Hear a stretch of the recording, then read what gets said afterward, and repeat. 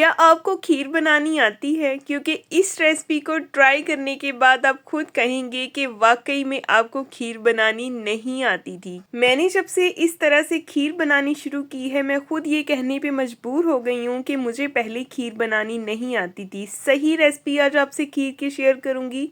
खाने वाली प्लेटें क्या अपनी उंगलियां भी चाटते रह जाएंगे और इसकी रेसिपी आपसे पूछेंगे। तो चलिए बनाना शुरू करते हैं। बिस्मिल्लाहिर्रहमानिर्रहीम। 1/3 कप चावल मैंने पहले भिगो दिए थे। चावलों को तकरीबन 1 घंटा पहले हमने भिगो देना है, ठीक है। अब इसमें पानी डालेंगे, इतना पानी डालना है कि जिसमें ये चावल अच्छी तरह से बॉईल भी हो जाएं और मैश भी हो जाएं, ठीक है। आसानी से चावल जो हैं इजीली मैश हो जाएं, इनको हमने इतना बॉईल कर लेना है। कवर कर देंगे ऊपर से और इसको 10 से 15 मिनट हल्की आंच पे पकाएंगे। तो ये देखें 10-15 मिनट के बाद आपके सामने इसकी कंडीशन है। चावल बॉईल भी हो गए हैं और इतने अच्छे से नरम हो गए हैं कि इन पे चम्मच लगाएंगे तो ये फ़ौरन से मैश होते जाएंगे, ठीक। तो बस यहाँ पे आपने चावलों को जो है वो अच्छी तरह से मैश कर लेना है, जितना आप इजीली कर सकें। अब इसमें शामिल करेंगे दूध। यहाँ पे आप कच्चा दूध भी इस्तेमाल कर सकते हैं और उबला हुआ भी। यहाँ पे मैं बॉयल मिल्क यूज़ कर रही हूँ। थोड़ा सा दूध पहले इसमें शामिल करेंगे और अच्छी तरह से इसको मिक्स कर लेंगे। यहाँ पे मैं 1.5 लीटर दूध की जो है वो खीर तैयार कर रही हूँ। उसके लिए आपको परफेक्ट मेजरमेंट दी है मैंने। 1/3 कप चावल 1.5 लीटर दूध के लिए काफ़ी होंगे, ठीक है। तो बाकी का दूध भी इसमें शामिल कर देंगे और अच्छी तरह से इसको मिक्स करेंगे।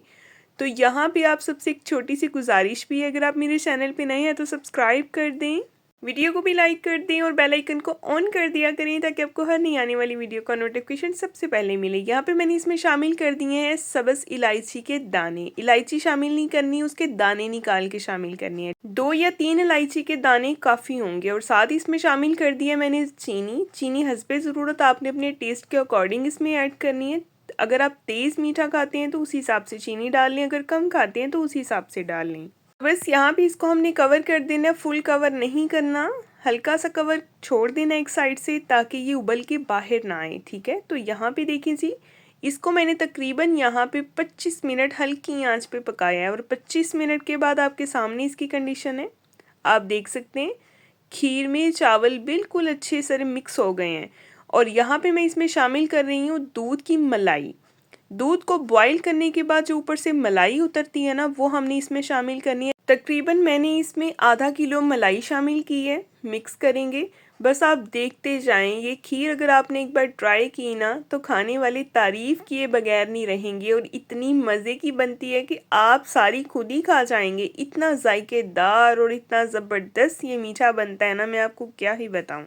यहाँ पे दूसरी तरफ हमें चाहिए 1 पाव खोया। इसमें मैंने शामिल कर दिया 2 से 3 सिप दूध, यानी कि 2 से 3 घूंट दूध के शामिल किए हैं, ठीक है। और इसको जनाब हमने खोए को जो है वो दूध में अच्छी तरह से मिक्स कर लेना है हल्की आंच पे। ज़्यादा पकाना नहीं है, जस्ट इसको मिक्स करना है, मेल्ट करना है खोए को दूध में, ठीक है। और ये सारा हम शामिल कर देंगे इस खीर में। खीर की कंसिस्टेंसी आपने बहुत ज़्यादा थिक नहीं करनी, क्योंकि ठंडा होने के बाद इसने थोड़ा सा और थिक होना होता है। इतनी कंसिस्टेंसी आपने रखनी है जब आपने इसमें खोया शामिल करना है, ठीक है। बहुत ज़्यादा थिक करेंगे तो ये बाद में भी थोड़ी हार्ड हो जाएगी। तो यहाँ पे ये सारे का सारा खोया इसमें शामिल करेंगे और खोया ऐड करने के बाद इसका जो टेस्ट आएगा, इसका जो जायका होगा, आप भूल नहीं पाएंगे। यकीन करें, मैं चैलेंज करती हूँ आप सबको कि आप इस खीर को भूल नहीं पाएंगे। ये इस कदर जायकेदार मज़े की बनती है।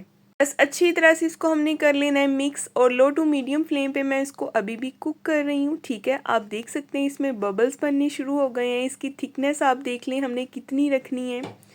और ये देखें अब इसकी कंसिस्टेंसी बिल्कुल परफेक्ट है। अब इसमें शामिल करना है जी हमने बादाम। आप अपनी पसंद का कोई भी ड्राई फ्रूट इसमें ऐड कर सकते हैं। पिस्ता ऐड कर लें, बादाम ऐड कर लें, काजू ऐड कर लें, अखरोट ऐड कर लें, जो आपको अच्छा लगता है।